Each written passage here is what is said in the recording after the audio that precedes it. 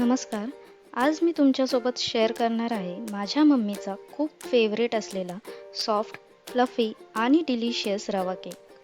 ही recipe खूप सोपी आहे आणि खास गोष्ट म्हणजे हा केक आपण ओव्हनशिवाय नॉनस्टिक कढईमध्ये बनवणार आहोत.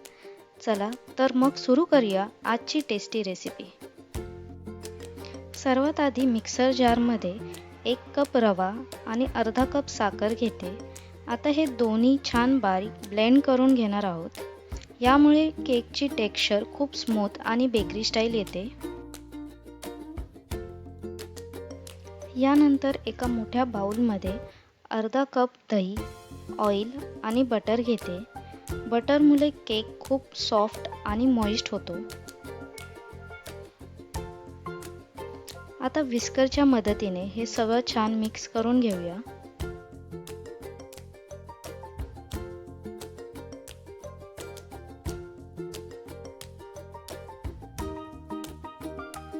यानंतर आपण ब्लेंड केलेला रवा आणि साखर हळूहळू या मिक्सरमध्ये ॲड करणार आहोत.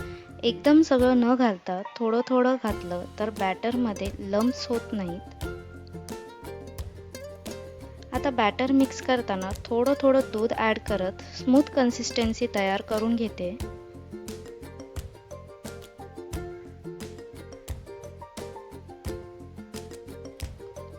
बॅटर ना खूप पातळ ना खूप घट्ट असं परफेक्ट ठेवायचं आहे.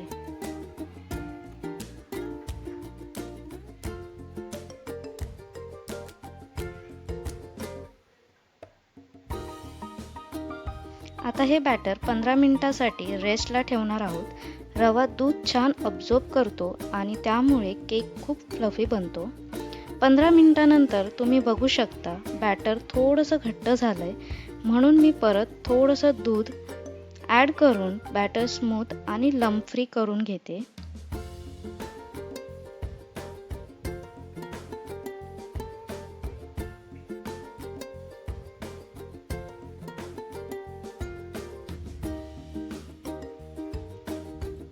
यानंतर फ्लेवरसाठी त्यात इलायची पावडर आणि व्हॅनिला एसेन्स ॲड करते.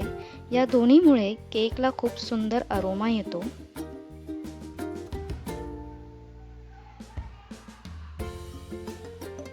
थोडेसे मी यात टूटी फ्रुटी सुद्धा ॲड करते.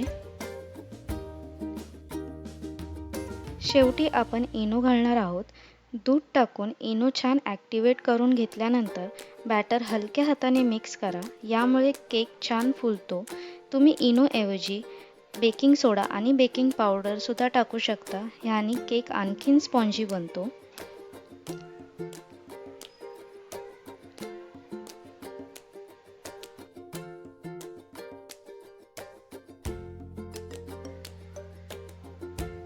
आता ग्रीस केलेल्या केक टीनमध्ये हे बॅटर ओतून घेऊया.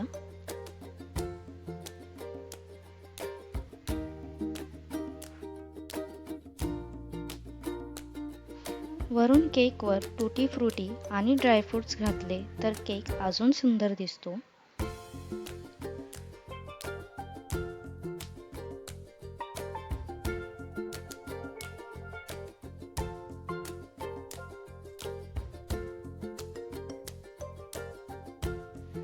मी हा केक प्रीहीट केलेल्या नॉनस्टिक कढईमध्ये बेक करते.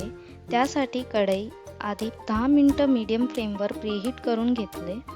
आता त्यात वाटी किंवा स्टँड ठेवून केक टीन ठेवते आणि झाकण लावून केक बेक करणार आहोत.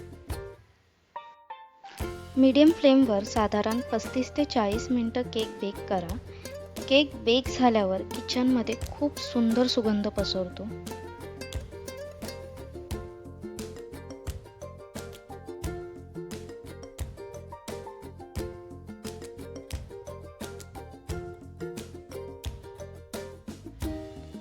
केक बेक झाला की नाही हे चेक करण्यासाठी नाईफ केकमध्ये इन्सर्ट करून बघा.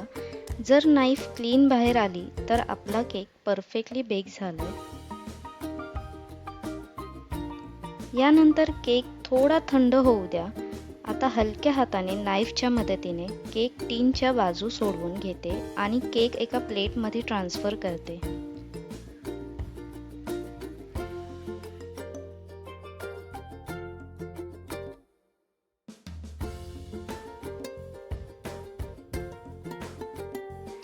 खूप सॉफ्ट, मॉइस्ट आणि डिलिशियस रवा केक तयार आहे.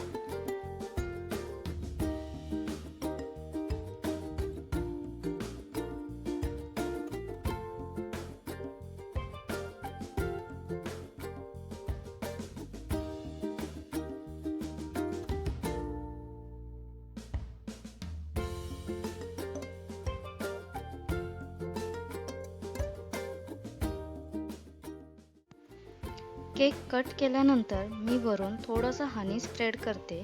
हनीमुळे केकला खूप छान शाईन आणि हलकीशी स्वीटनेस येते. हा केक इतका सॉफ्ट आणि मॉइस्ट लागतो की प्रत्येक बाईट खूप यमी वाटते. जर तुम्हाला ही रेसिपी आवडली असेल तर व्हिडिओला लाईक करा, शेअर करा आणि माझ्या चॅनलला सबस्क्राईब करायला विसरू नका. पुन्हा भेटूया अशाच टेस्टी होममेड रेसिपीसोबत.